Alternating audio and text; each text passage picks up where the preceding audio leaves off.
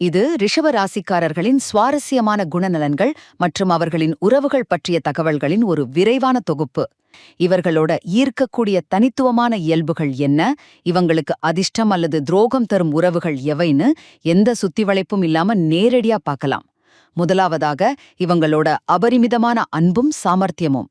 பாத்தீங்கன்னா, ரிஷப ராசிக்காரர்கள் செல்லப்பிராணிகள், செடி கொடிகள் அப்புறம் தங்களோட சிறுவயது நண்பர்கள் மேல உயிரையே வச்சிருப்பாங்க. இன்னொருத்தருக்கு உடைகளோ நகைகளோ தேர்ந்தெடுக்கிறதுல இவங்கள அடிச்சுக்கவே முடியாது, அந்த அளவுக்கு ரசனை அதிகம்.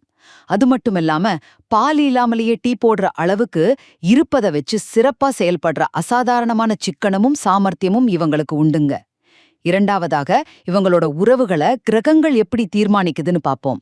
இவங்களுக்கு புதன் தாய்மாமனையும், சனி வேலையாட்களையும், சுக்கிரன் வாழ்க்கை துணையையும் குறிக்குது.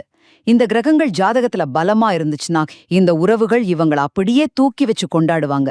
சொல்லப்போனா தங்களுக்கு கீழே வேலை செய்யறவங்கள கூட நண்பர்களா நினைச்சு முகம் கோணாம உதவி செய்வாங்க.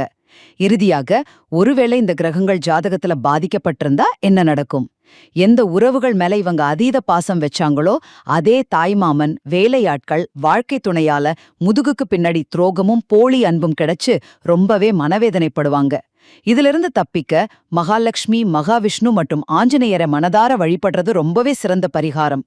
சுருக்கமா சொல்லப்போனா, எல்லார் மேலேயும் எல்லையற்ற அன்பு காட்டுற ரிஷபராசிக்காரர்களின் வாழ்க்கையில உறவுகளால கிடைக்கிற சந்தோஷமும் சரி, சங்கடமும் சரி, அது முழுமையா அவங்களோட கிரகநிலைகளை மட்டுமே சார்ந்திருக்கு.